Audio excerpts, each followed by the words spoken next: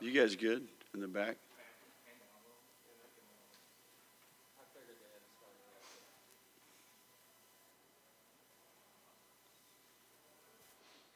Just let me know when you're squared away.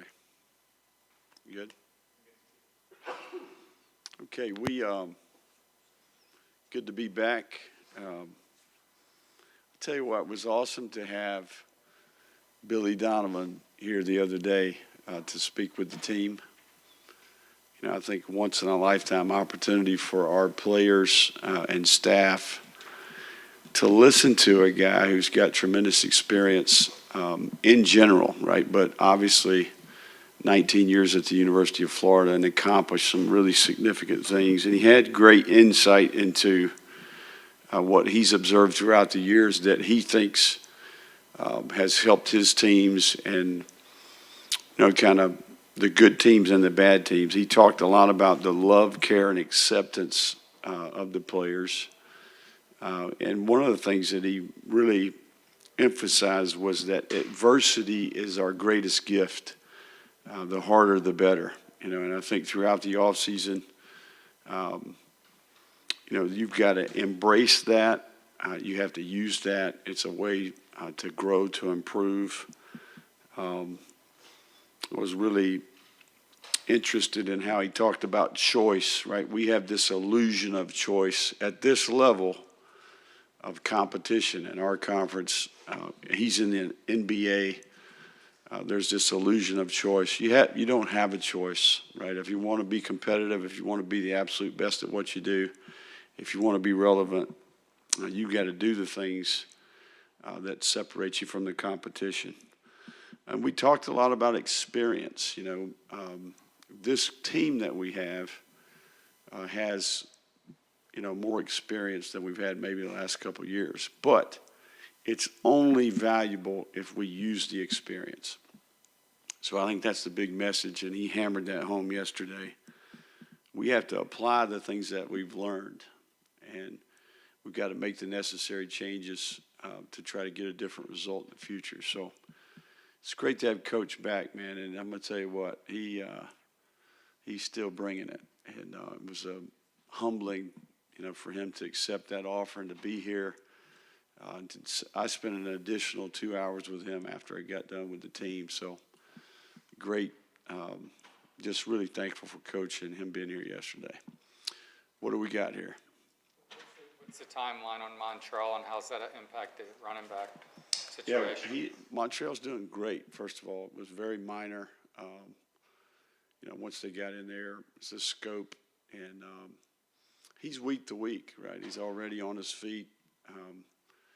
He's made significant progress. So it will be 1 week at a time. You know, we're going to go at his pace, but we do anticipate it being a very minor issue. When we get him back is to be determined. But I think he's in a good place relative to maybe other situations like that have been out there in the past. You guys in that position are in pretty good shape. A lot of depth, quality depth. Yeah, we've got 4 good players. Trayon being the one player who's had some significant time. You know, he's played quite a bit last year at times, and then the other 3 are inexperienced but have ability. And it's almost a blessing in disguise to some degree that they're getting, you know, meaningful reps. You know, their workload. And look, playing running back is not just running with the ball, right? I mean, I think there's a key protection element to that that's extremely important, right? So we put an emphasis on that. And then your ability to do your job, you know, not only rushing the ball, catching the ball, route running, ball security. And in our system, the running back is a critical piece of the puzzle. So all those guys were here in January. The 2 rookies, I would say, and then Jacoby and Trayon have been with us for a year. So it's a great opportunity for those guys. And let me tell you, they are embracing it, and they're working extremely hard. So much of the conversation, perhaps unfortunately for Devin Moore, has been his availability. Any concern there with him? And can you go into a little bit maybe the decision to keep guys like Asa Turner and Jakeem Jackson in non-contact yesterday? Yeah, no, Devin has An abscess tonsil, okay. That's all that's wrong with him. We'll get him going, right? That may require a few things here or there, but he's not physically injured. Yeah, Jakeem is day-to-day with a soft tissue, lower body injury. And then Asa Turner's full speed. You know, he's got shoulders a little banged up, but no issue there. He's 100% participation. He's just in a black jersey. So the offensive line, obviously the onus is on them first to kind of generate a run game. Mm-hmm. I mean, you know the best back there and no holes. But so what are you seeing there in terms of just their ability to generate push in comparison maybe to a year ago where it was less consistent than in 2022? Sure. Obviously. No, I thought, you know, I think there's competitive depth there. That's the one thing I would tell you. I've been impressed with the way they had answered the challenge. A couple of days ago, I'd say 3 practices back, we struggled a little bit up front, you know, and then I think we challenged that group, and I think they put 2 good days back to back. You know, in particular, 2 practices ago, practice 5, I thought they were lights out. But yeah, we've got a very capable group there. You know, I mean, I think we've got really good leadership in that room. There's some good young talent. We need to get Caden Jones and Fletcher back out there. That'll help us. We should get those guys back here pretty soon. But yeah, no, I've got a ton of confidence in that group. Coach Sale, Coach DeCoster, they'll do what they do. I think we made great strides in the spring. You know, that's the body of work to go along with what we've observed so far. It's very competitive in there is what I would tell you. Like, you know, what combination of players are going to run out there first, who, at what positions. You know, I think that there's a ton to be competed for in that room. You talked about that word. You use that word a lot.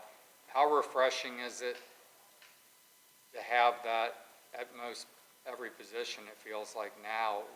Do you feel like you had much of that in the past couple of years? I mean, or nearly as much?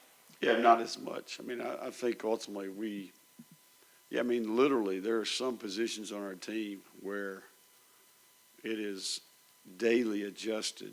Who's in the front of the line? Who's getting the reps with the first team? I mean, we're talking there's probably only a handful of positions where there's an established starter on our team, right? So that's producing, you know, it's there's some intensity, there's some urgency, and they know, right? You just look at that edge group, for example, okay, the number of players that we think are capable of impacting our team in that room. That room right now, it's extremely competitive. But I would tell you that their practice habits have been impressive to watch. So part of that is they're competing their tail off the opportunity to run out there and play for the Gators. So we have a lot of that, you know, throughout the team, and I think that's healthy for the team. Speaking about the edges, we had a chance to talk to Jamarcus Weston last night. Obviously another position switch for him. What about his journey and how he's looking at that new spot? Yeah, no, Jamarcus is 240 pounds.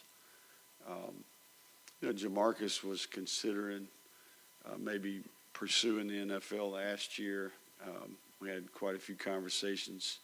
I can still remember where I was at when he called me and told me, he said, "Coach, I'm coming back." Because I thought it was a big deal for our team. I mean, this guy's one of the best special teams players in the country. Guy runs 22.5 miles an hour at 240 pounds. And he's a good teammate. You know, he's got some leadership traits. I think the players respect him. But he's a DPR. I mean, he's a guy that can rush the passer. And I think that we can create some value for him on the edge as a normal down player that could help him in his career. But one thing's for sure, when we punt the ball, like we had a rep the other day in half-line punt where, you know, he's the gunner. Crawshaw lays up, you know, one of these lasers, you know, that he's been putting up lately. And the guy catches the ball, and Weston's down there waiting on him, you know. So this guy can be a weapon for our team. And he's got an NFL future as a core special teams player. So Weston's, we need more guys like him for sure. I don't know that I met Weston's mom. Benches 350 pounds. Oh, wow. Because he Hold on a second here. Okay. Say that one more time. he says he benches 525. And I said, that's I significant. believe him. I said, that's significant. I said, who else? He goes, Dez and maybe one other guy do 500. I'm like, really? He goes, yeah, my mom benches 350. And I'm like, oh, 315? Well, whatever it is, it's crazy. But anyway, I just thought maybe I you'd need to know. be eating whatever she's eating. That's what I need to be doing. I already get exams on her. Receiver to edge rusher. Heard that happen? You know, George Gubbs was very similar to that. You know, if you guys, George Gubbs is a great story too. But I mean, Weston was a receiver when we got here. He's been a selfless player. You know, he's embraced the move. He played some line safety, then we moved him to edge. I think I respect that about Weston. He stayed the course. The degree matters to him. He cares about Florida. He's been a great teammate. George Gumbs is very much the same. COVID recruit, walk-on player at Northern Illinois, turns into a tight end, earns a scholarship, plays some on special teams, makes the transition to edge, you know, dominates the MAC conference, and then, you know, has an opportunity to come play for the Gators. So that's two guys right there those are great stories for sure. Considering his journey thus far, I know Khalil Jackson doesn't lack for motivation, but have you seen some of the younger guys on the rise, as well as getting Badger and DK in here, motivate him and help him elevate his game even further recently? Yeah, man, Khalil Jackson needs no motivation. I mean, he's self-motivated. He's a grinder. He's always been out to prove himself, and he's done that, right? He has the respect of myself, our staff, his teammates. I'm most proud of Khalil Jackson's growth as just a human being, person, his ability to connect with his teammates. Like, you guys were here late last night when we were here, but I'm sitting there, Coach Houston and myself are eating dinner. First of all, Harry's provided the catering last night. Lights out. We're going to do more of that. But Khalil Jackson is sitting at the table.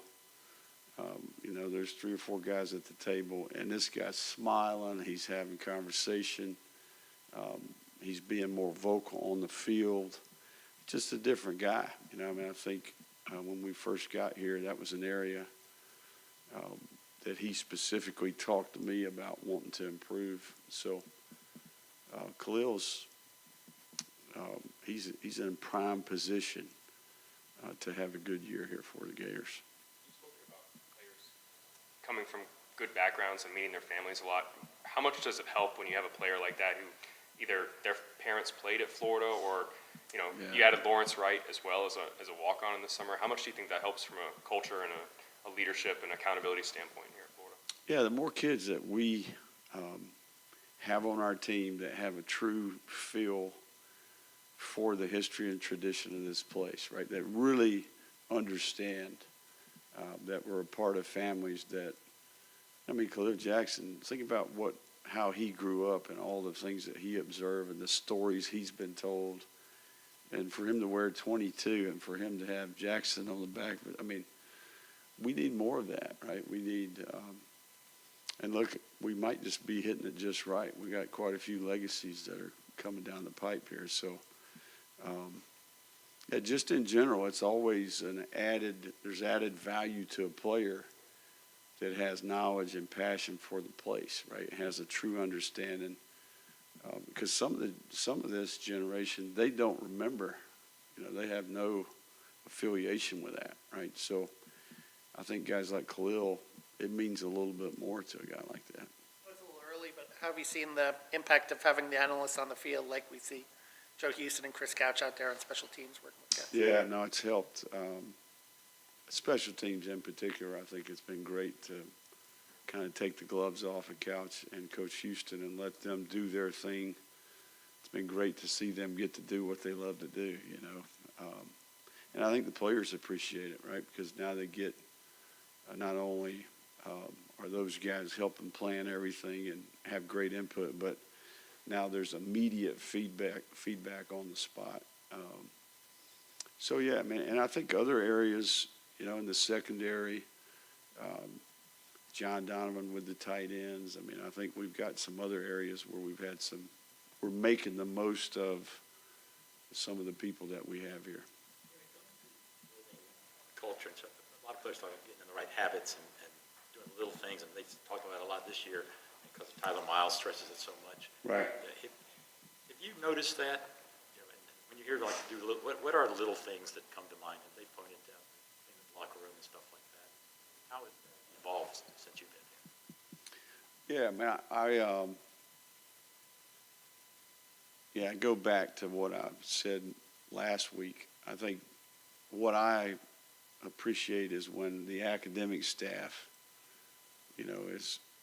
goes out of their way to be complimentary. Like, look, Coach, I'm not exactly sure what you're doing over there, but this spring, man, this group has been phenomenal to work with. They've been first class in their interaction with the tutors, with the advisors, punctuality, being well prepared.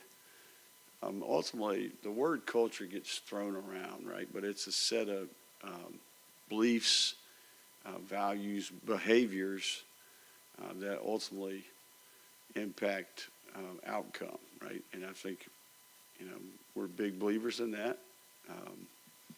I think if you really study success, I think that most success would indicate that, right? So, and look, we have an obligation in college athletics to teach more than just how to tackle a guy or to throw a touchdown pass, and I think the design of this entire organization, we want to create a situation where they're equipped, educated, treat people the right way, have some convictions, some beliefs, and that they prioritize the education, and that we're using the opportunity that we have while we're at the University of Florida, right? So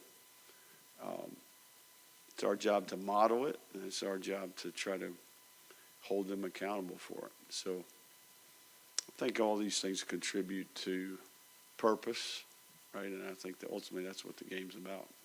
Jordan Castell grown from his experiences last year, and you brought in a few veteran guys, lots of experience at that position, and how has he responded to the challenge to, maintain his position?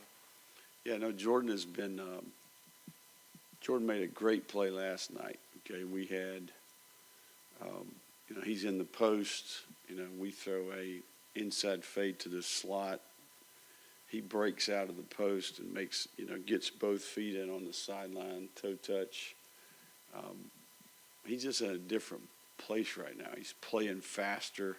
He's got better comprehension of the system. He's communicating better. You see him barking out calls. And I think he would probably tell you that the veteran safeties that we've added to the team have made him a better player.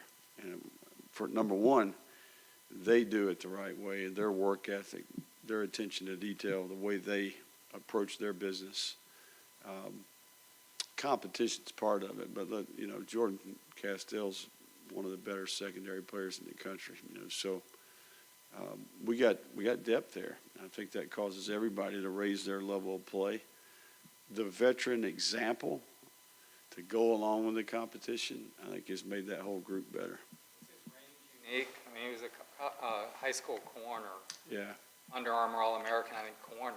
Right. Now he's playing free safety. Yeah. No, I think. Jordan is unique. He's 6'2". He's 205 pounds.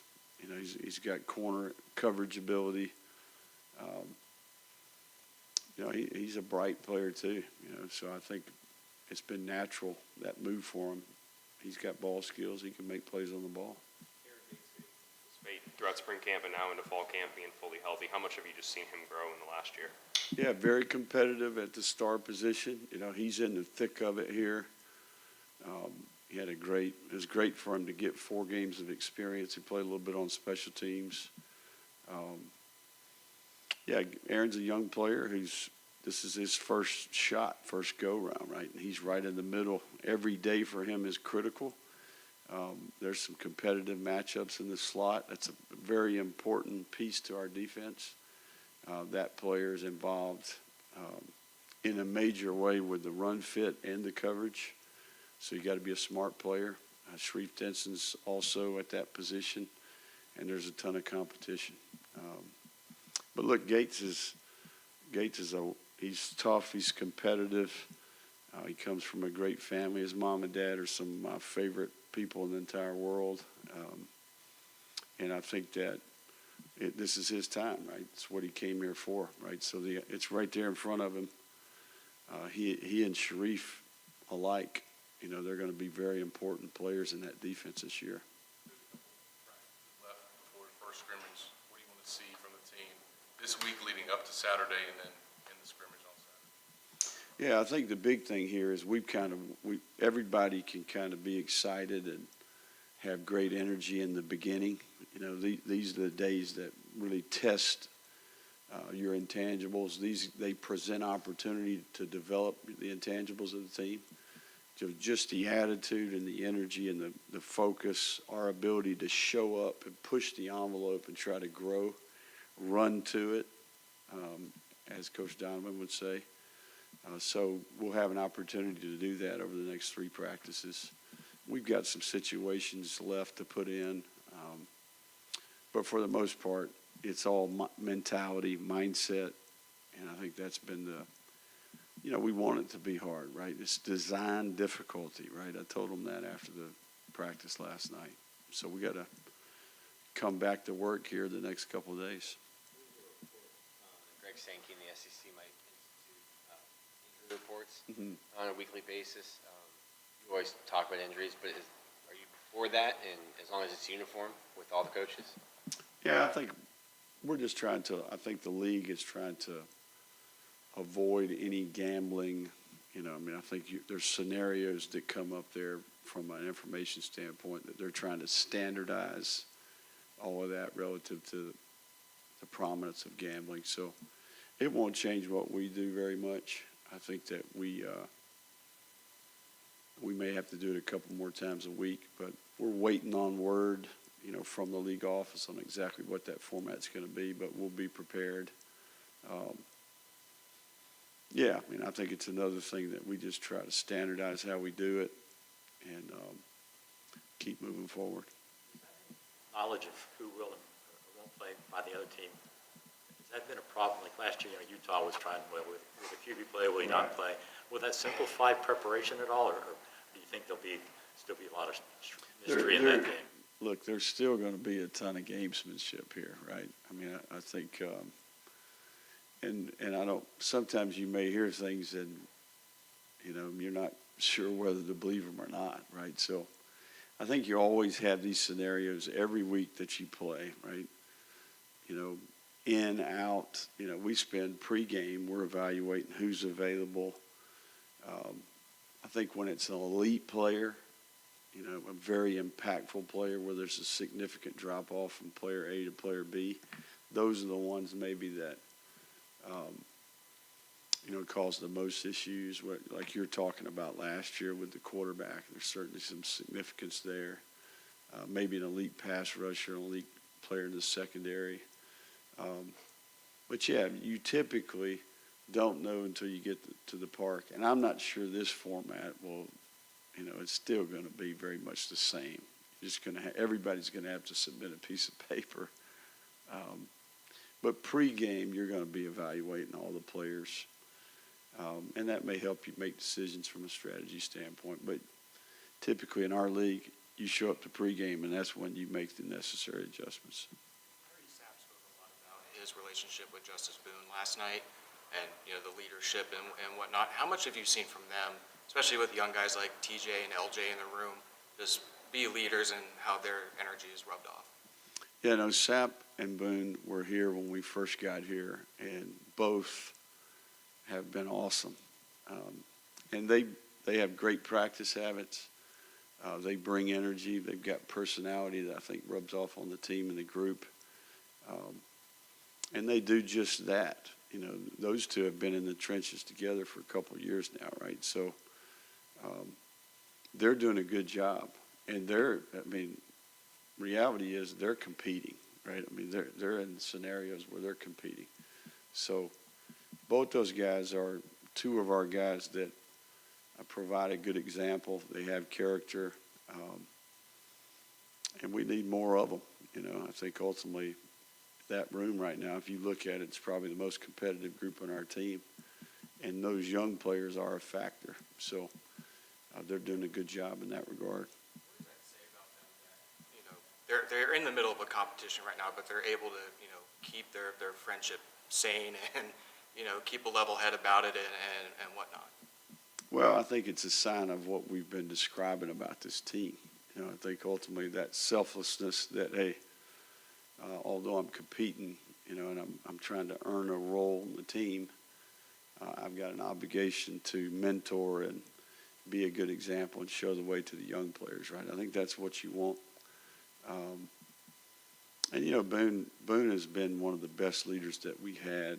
You know, losing him last year was a big deal, you know, not only because of his production on the field and the depth issue there, but also just his passion, his ability to affect people. And, you know, Sapp's motor's always running hot, right? I mean, he never has a bad day. He's on it all the time. So both those guys are good. They're good teammates. A lot of competition at spots. Obviously, you're evaluating that every day. Is that ramped up in a scrimmage, or is that just another practice for guys to try to earn reps or starting jobs? Yeah, no, I think it'll be, I mean, right now it's a daily evaluation. You know, I mean, we literally are adjusting how many reps with each group based off of performance, how they grade. And then the scrimmage is an opportunity to get off the field and actually play the game in sequence. It challenges the situational awareness, the football intelligence of the player. I mean, we're playing the downs as they fold out, right? So I think that part, you know, real interaction with the staff, with their teammates, no coaches on the field, and then you got to play the game as it unfolds. So I think that creates an opportunity to gain some experience. That's where typically experience will separate itself sometimes.